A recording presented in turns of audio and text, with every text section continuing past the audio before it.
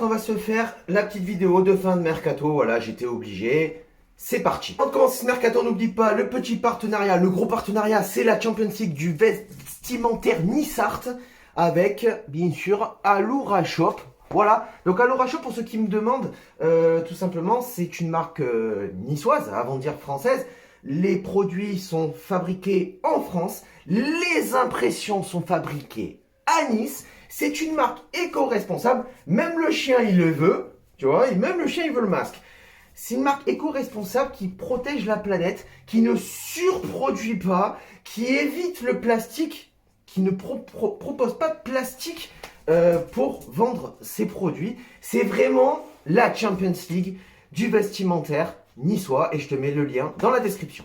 Et donc c'est parti pour cette fin de mercato, je vais donner mon avis sur la fin de ce mercato. Donc on va pas revenir sur ce que j'avais dit avant, mon avis, où tu le savais, j'avais dit que j'étais plutôt satisfait, mais que pour l'instant, le mercato n'était pas fini. Maintenant, le mercato est fini. Et moi, je pense qu'on s'est foutu de notre gueule. À l'heure où je tourne la vidéo, le mercato, concrètement, il y a encore quelques heures de mercato. Donc, on n'est pas à l'abri d'une arrivée. Mais en fait, j'ai envie de te dire, j'ai même pas envie d'attendre minuit ce soir pour faire ma vidéo, une vidéo dégueulasse où je vais être sûrement dégoûté. Donc je la fais maintenant, avant que ça se termine. Et s'il y a une arrivée, eh ben tant mieux, mais personnellement, j'y crois. Surtout, on s'est bien foutu de notre gueule. Fournier, qui a quand même dit avant, il y a de ça 3 semaines, donc bien avant le tirage au sort de l'Europa League, bien avant tout, qui est en termes de quantité et de qualité, on a l'effectif pour remplir nos objectifs, à savoir ces objectifs, déjà finir au maximum 8e et d'être à la lutte avec les autres équipes qui veulent se qualifier en Europa. En Europe, Champions League, peu importe. Alors moi, il y a un truc qui me dérange. Déjà, de 1, Max, tu voudrais finir 8e. Mais tu veux quand même être à la lutte avec les autres équipes qui veulent jouer l'Europe. Donc ça me pose problème. En termes de quantité, c'est sûr, Fada. En termes de quantité, on est au top.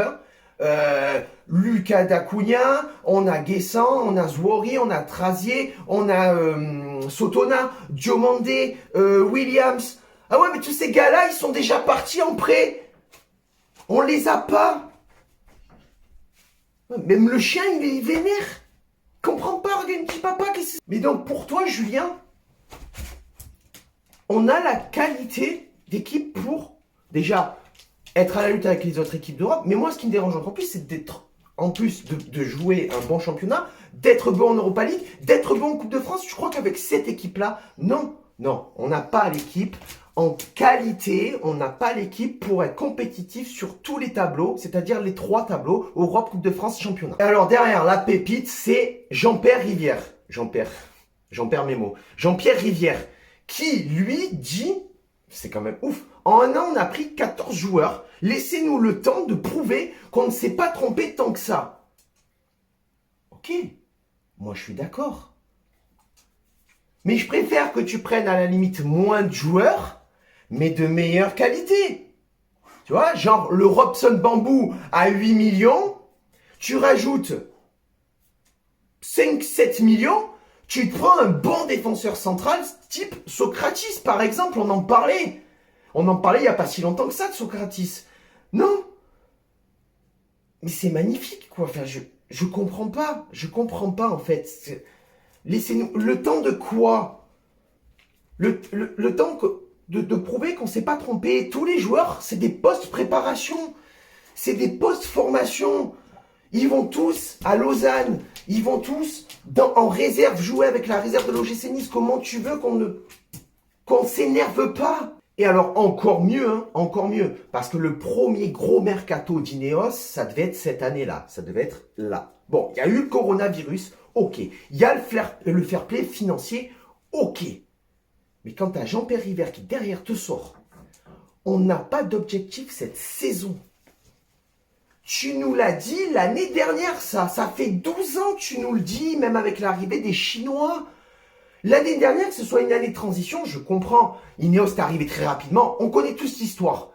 Mais là, cette année, tu peux pas dire qu'on n'a pas d'objectif. C'est pas possible. Dans ce cas-là, moi j'appelle ça du pessimisme défensif. C'est-à-dire que si on fait un bon résultat, tant mieux.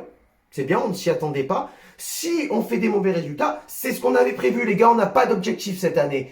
Non mais attends, et il te sort, non mais là, parce que on lui sort. Mais l'année dernière, c'était pareil. Il y a 12 ans, c'était ah non mais là, c'est un nouveau projet. Mais un nouveau projet par rapport à l'année dernière de quoi, en fait? Parce qu'en fait, l'année dernière, c'était la transition. Cette année, c'est la confirmation. C'est la confirmation du projet amené par Ineos et coucouné par Fournier et River. Mais là, il n'y a rien. En fait, on n'a pas d'objectif cette année, donc on n'a pas de pour moi, je le vois comme ça, on n'a pas de projet. Je suis largement dégoûté de ce mercato, largement dégoûté des ambitions de la direction du club. Je pense qu'on s'est vraiment foutu de notre gueule. Et donc, pour finir rapidement, quant à Fournier qui dit on a la qualité d'Aniana pour être à la lutte avec les autres Européens, quant à River qui te sort qu'on n'a pas d'objectif, donc qui contredit un petit peu Fournier, puisque apparemment l'objectif de Fournier c'est d'être à la lutte avec les autres équipes françaises pour se qualifier en Europe. T'as Vieira qui annonce que, bien sûr qu'il veut renforcer l'équipe, mais il dit que ça manque de créativité au milieu de terrain, que ça va être dur d'être compétitif sur les deux tableaux, donc c'est-à-dire championnat plus Europe. Bon là les gars, tous les trois vous vous contredisez. Donc il y a un gros problème de fond, il y a un gros problème, je pense, de communication, et il faut régler tout ça. On a des objectifs ou on n'en a pas. On va recruter en milieu de terrain ce qui nous manque ou on ne va pas recruter. Dites-nous les raisons pourquoi vous n'avez pas recruté les joueurs qu'on veut, c'est-à-dire un milieu créatif, un gros 8, un défenseur en plus pour suppléer et pourquoi pas un gros ailier gauche. Parce que si on les demande pas pour rien, c'est qu'on en a besoin, parce que sinon on ne demanderait pas. Si on avait été satisfait de ce mercato niçois à partir de la dernière arrivée, c'est-à-dire Ronny Lopez, si on avait eu des Boga, des Bouanga, on s'en battrait les couilles, on aurait dit, ben c'est bon les gars, on a fini le mercato, tranquille, qu'est-ce que vous voulez de plus? On ne demande pas non plus d'avoir une équipe A et une équipe B à la hauteur, chacune l'une de l'autre, c'est pas possible. Mais quand t'as Vira qui sort ça, ben, t'as tout compris. Voilà, c'est la fin de la vidéo, mon avis sur ce mercato, je suis assez dégoûté. Le chien est assez dégoûté aussi, on va pas se le cacher, vraiment. Alors, comme je dis, je la tourne un petit peu avant que le mercato soit fini. Il y a peut-être à voir derrière, mais j'y crois pas, très honnêtement. J'espère qu'ils vont me faire mentir, mais vraiment, j'y crois pas. Mais j'espère qu'ils vont me faire mentir, vraiment. Parce qu'on a vendu quand même dernièrement Burner à 1,5 million à Nîmes. Cyprien a signé à Parme, ça y est, c'est fait, on n'en parle plus. Le chien est dégoûté aussi que Cyprien soit parti. Par contre, tu me sauves pas, merci. Mais moi, ce qu'il y a, c'est que avec toutes les annonces qu'on a fait tout au long de ce mercato, des annonces de joueurs, où sont les Boga, les Bouanga, les Kondogbia, les Hassan Sao, les Belanda, les Diallo, les Dia? Ils sont où ces joueurs qu'on a annoncés?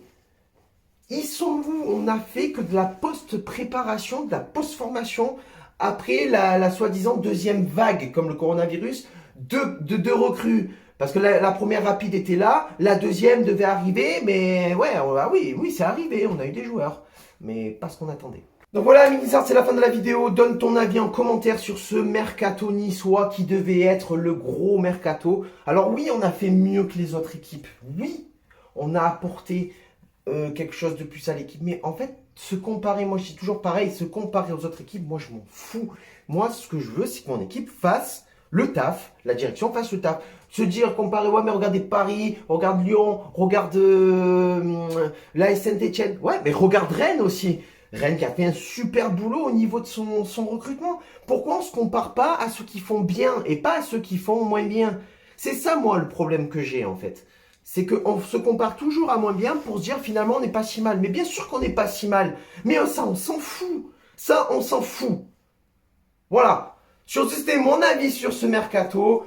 Espérant faire une bonne saison, les gars, parce que ça va être compliqué. Heureusement qu'on a gagné contre Rennes hier. Sur ce, ciao viva, la baguette. Issa Nissa.